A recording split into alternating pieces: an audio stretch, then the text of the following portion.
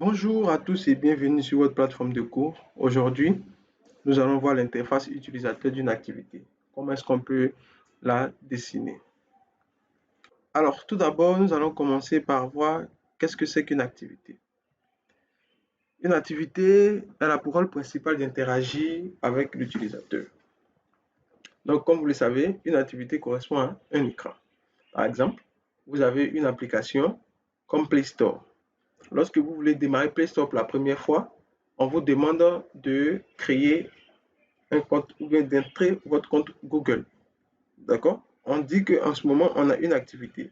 Lorsque vous entrez votre compte Google, par la suite, il y a un autre écran qui s'affiche, qui est l'écran où on peut télécharger les différentes applications, où on peut vérifier ses jeux et ses applications, où on peut vérifier les notes des applications. Ça encore, c'est un autre écran. Donc, si vous voulez réaliser une application qui contient plusieurs écrans, premièrement, vous allez scinder vos différents écrans et pour chaque écran, vous allez créer ce qu'on appelle une activité. OK? Ce n'est pas la manière la plus optimale de travailler, mais puisque vous êtes débutant, c'est par là qu'il faut commencer. C'est un peu comme en programmation linéaire. Déjà, vous écrivez le code de façon basique. Initialement, vous écrivez le code, souvent même vous répétez le même code, vous répétez les mêmes boucles sur les mêmes éléments. Et par la suite, vous apprenez les fonctions. Les fonctions qui vous permettent finalement de factoriser votre code et de le rendre plus léger et plus lisible. Donc, comme pour le moment, nous sommes à notre premier essai de notre développement Android, nous allons procéder de la sorte. Donc, retenez bien cette architecture. Une activité va correspondre à un écran. D'accord? Donc, le nom d'une activité est toujours suffixé par activity.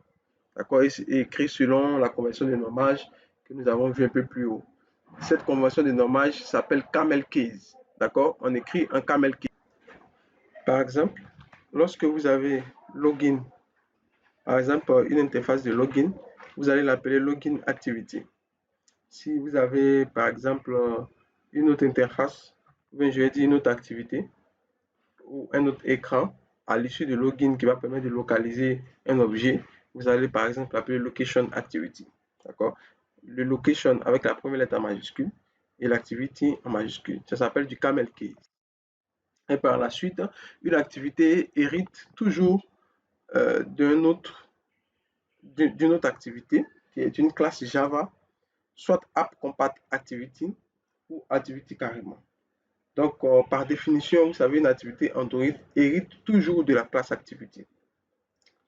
Mais si vous utilisez une version d'Android qui est un peu plus ancienne que celle actuelle, par exemple, dans notre cas, nous utilisons la version 4.1 qui est Jelly Bean. Du coup, certaines fonctionnalités risquent de ne pas fonctionner normalement si vous étendez la classe Activity.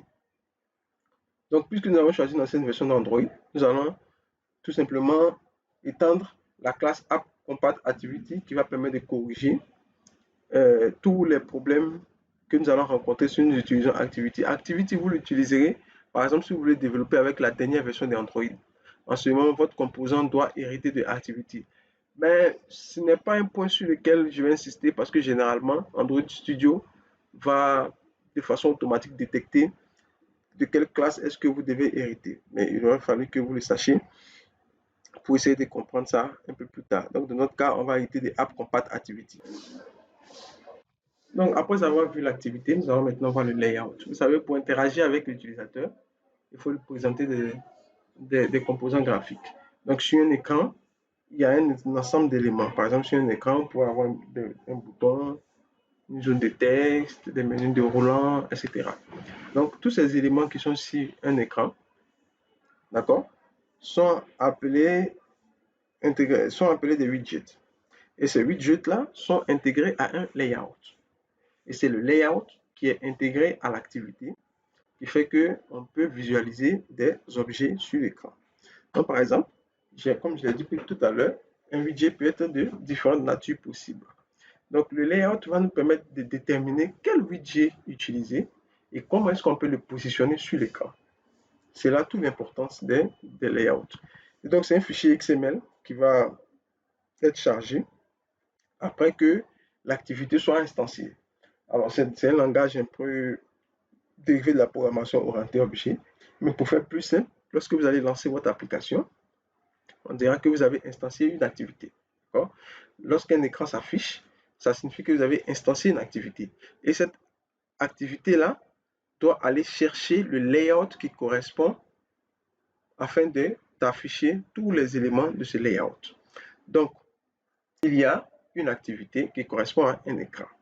Et lorsque l'activité est lancée, elle ira rechercher un fichier layout qui va contenir tous les composants, tous les widgets, dans notre cas, de l'écran, qui va nous permettre d'interagir directement avec l'utilisateur. Alors, comment créer ce fichier layout-là? Le nom de fichier layout, il est préfixé par activity, suivi du nom de l'activité. Et donc, dans notre cas, nous avons l'activité principale qui a été générée lorsque nous avons créé notre projet qui est Mine Activity. Dans ce cas, le layout va s'appeler activity underscore mine.xml. C'est une convention de nommage. Par exemple, si vous avez login activity, dans ce cas, le layout va s'appeler activity underscore login.xml. Et on l'a déjà montré lorsqu'on présentait un peu l'arborescence des différents fichiers. Le layout va se retrouver dans la partie ressources qui est abrégée par res layout. Okay? Maintenant que nous avons vu cette partie, nous allons maintenant rentrer dans le code pour savoir comment est-ce qu'on va créer notre première activité.